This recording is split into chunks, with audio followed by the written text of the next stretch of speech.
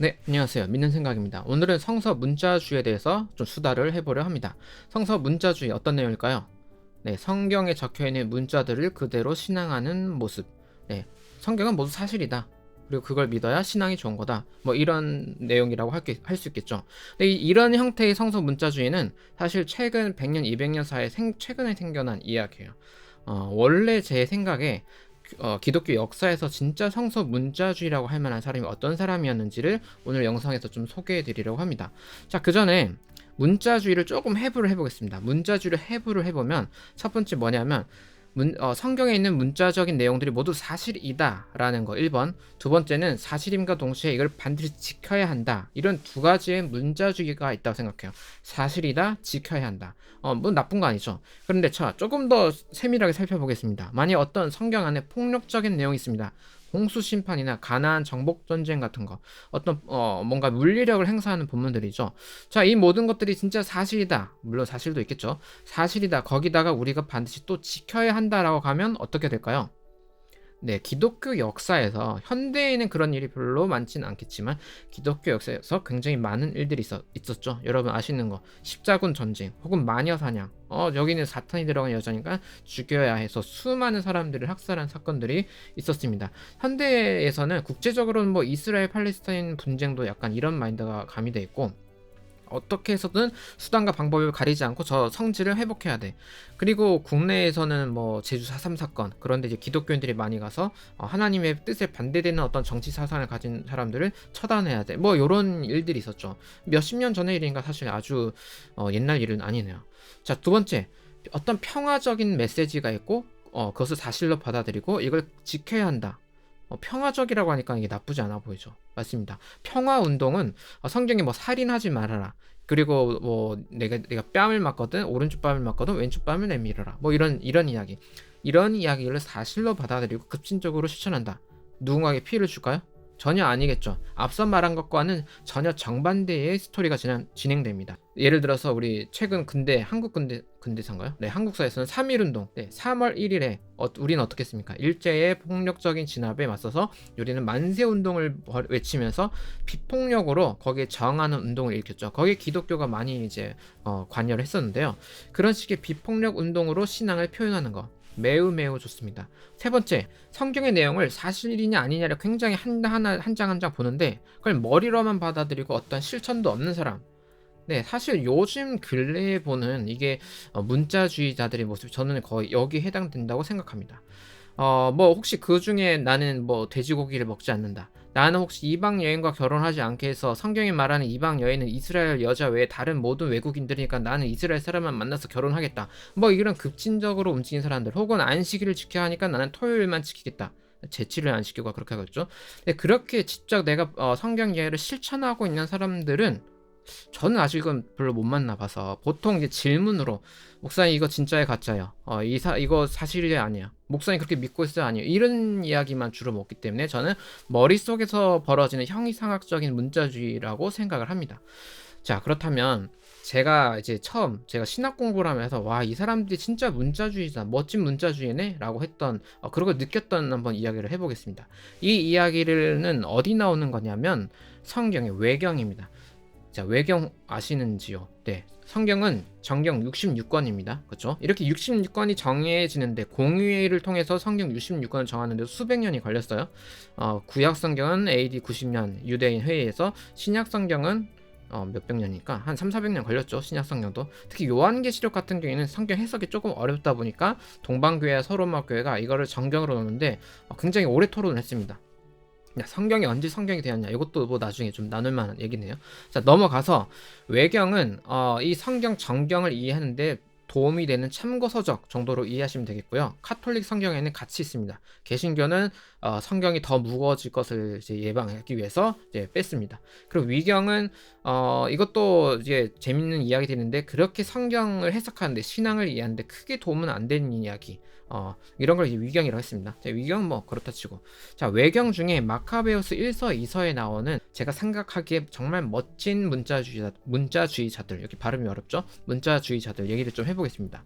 시간은 예수님 오기 전 167년, 168년에 일어났던 이야기인데 그때 이제 알렉산더 대왕이 이제 지중해권을 제패하고 이제 쭉쭉쭉 나와요. 셀리쿠스 가문이라고. 그 쭉쭉쭉 나오다가 어떤 왕이 이제 집권했냐면 안디옥 4세 에피파네스 왕이 집권합니다. 에피파네스는 헬라어로 신의 모습이 드러난다는 말이에요. 자, 이름 자체가 나는 신의 현현이야. 장난 아니죠? 엄청난 강제력을 가진 엄청난 중앙집권적인 막강한 힘을 발휘하는 왕이었습니다. 이 사람이 이제 이스라엘을 본 거예요. 너무 종교적인 집단이에요. 너무 종교적인 민족이에요. 열받았어요. 그래서 어떻게 했냐면 유대인들에게 구약 성경 들고 다니지 마. 그리고 안식일 지키지 말고 제사 드리지 마. 성전에다가 그리스 신을 세울 거야. 할례도 하지 마. 이렇게 모든 신앙의 경건 행위들을 못하도록 다 금지시켰습니다. 그러니까 이 유대인들은 일어나는 거죠. 저항 운동을 벌이겠죠. 마카베우스를 중심으로 저항 운동이 일어나는데 하다 보니까 이 외국 사람들이 아는 거예요. 얘네들이 토요일은 무조건 쉬어. 아무것도 안 해. 그리고 칼도 뽑지 않을 거야 해가지고 실제로 토요일에 공격을 했더니 얘네들이 다 파했습니다. 168년 기원전 168년에 1차로 지고 그 다음에 또 저항운동이 있었을 때 일부러 이제 전략적으로 더 공격을 해서 안식일에 토요일에 공격을 해서 어떻게 되냐면 한 1000명이나 죽어요. 그러니까 동료들이 다 학살당할 때도 칼을 뽑지 않는 거예요. 성경 말씀을 지키기 위해서. 저는 이거 우리가 죽어가는데도 불구하고 칼을 뽑지 않을 수 있을 만큼 말씀을 실천하는 이것이야말로 굉장히 비폭력으로 문자주의적으로 급진적으로 실천한 사람들이라고 생각해요. 굉장히 멋진 사람들이죠. 물론 하나님을 사랑하는 건 아는데 조금 너무하지 않았나 싶어요. 어쨌든 이 사건으로 인해서 이제 유대인들이 토론을 합니다. 야, 이렇게 칼을 뽑지 않다가 일부러 외국인들이 계속 공격을 오면 우리 다 죽는다. 그래서 이 사람들이 어떻게 회의를 하냐면 그러면 방어할 때는 칼을 뽑자. 이렇게 된 거예요. 그래서 그 다음에 또 얘네들 칼 안 뽑을 줄 알고 왔는데 갑자기 칼을 뽑았죠. 그래서 놀랬습니다. 그래서 도망을 하는데 이제 싸움 하다가 어떻게 했냐면 공격은 안식일에는 그래도 공격은 하지 않는다. 그래서 추격을 포기하기도 해요. 네. 물론 살인하지 말라라는 십계명도 있는데 고대 세계에서의 윤리인 우리랑 현대랑 좀 다르겠죠. 어쨌든 안식일이라는 평화 명령을 이 사람들은 정말 이런 식으로 급진적으로 지켰던 거예요. 구약 성경을 이렇게 지켜내는 방식이 굉장히 멋지다고 생각합니다. 근데 문제는 뭐냐면 한 200년 후에 예수님이 이 땅에 오시는 그 상황에서는 이 멋진 안식일의 정신을 이 율법학자들이 좀 장난을 치죠. 그 전에 한 가지 말씀드리면 이 안식일 명령을 급진적으로 지키기 위해서 수많은 사람들이 학살을 당하다 보니까 이제 그 다음 어떤 새로운 성경 해석 분파가 나와요. 이거를 문자주의라고 한다면 이거는 이렇게 나온 사람들은 바리새인이라고 합니다. 우리가 성경을 구절구절 그대로 급진적으로 실천하고 받아들이는 것보다는 무엇이 정말 하나님의 뜻인지를 비교 분석하면서 공부를 하자. 아주 고대의 신학이라는 게 시작되는 그런 계기라고 할 수 있겠죠. 그런 신학파가 바리새파이고 성경에 이제 신약 성경에 많이 나옵니다. 그래서 이제 예수님과 이제 성경 해석 논쟁을 하다 보니까 예수님도 바리새파 중에 한 사람으로 이제 오해하는 일들도 많았죠. 그러니까 문자주의자와 해석주의자, 신학주의자가 사실 다 같이 있었고 이 사람들 모두가 사실 복음서에서 예수님을 공격을 했고 예수님을 죽였어요. 물론 나는 문자주의가 아니고 뭐 해석하는 게 인본주의고 이런 게 아니라 그 당시에는 문자주의도 해석주의도 다 있었습니다. 그래서 예수님을 죽이기까지 한 사람들 안에 이미 다 있다는 이야기죠.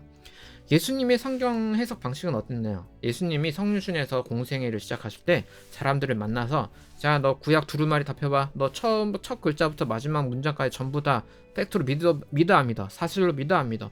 이거 확인하러 다니면서 너 그런 구원 받은 거 아니야. 이렇게 하지 않았어요. 그러면서 너 신앙 좋아. 너 다 믿었어? 너 노아홍수도 믿었어? 잘했어. 너 신앙 좋아. 이러지 않았죠. 성경의 중심 내용 뭡니까? 하나님 사랑과 이웃 사랑. 그것을 급진적으로 실천하고 있느냐 아니냐로 판별을 해요. 그래서 이제 부자와 이제 논쟁할 때도 부자가 이제 어느 말씀을 실천해야 합니까 할 때도 그냥 너 가진 거 다 팔아서 가난한 사람 나눠줘 이런 식으로 하지 이거를 문자주의로 너 사실로 다 받아들이냐 이런 논쟁이 없었다는 거죠.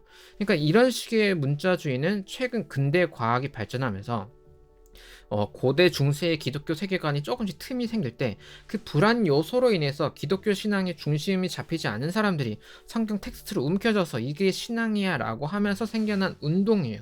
펀더멘털리즘이라는 아주 근본주의 운동이 생겨날 때 성서 문자주의라는 이야기가 그때 생겨나게 되죠. 네, 그러니까 생각보다 최근의 이야기고 이런 식으로 성경을 사랑하는 방식은 아주 최근의 이야기다. 저는 그런 쪽으로 가지 않길 바라요. 특별히 문자주의 안에서 폭력적인 내용을 급진적으로 실천하는 사람은 5글자로 테러리스트가 됩니다. 한글로 하니까 5글자는.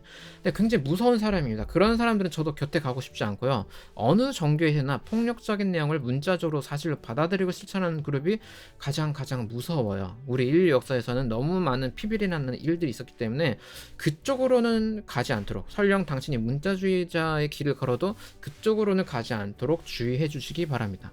네, 마지막으로 저는 성서 문자주의자가 되지 말고 성서가 말하는 하나님의 사랑, 이웃사랑, 그것을 급진적으로 실천할 수 있는 기독교인의 방향으로 좀 갔으면 좋겠어요.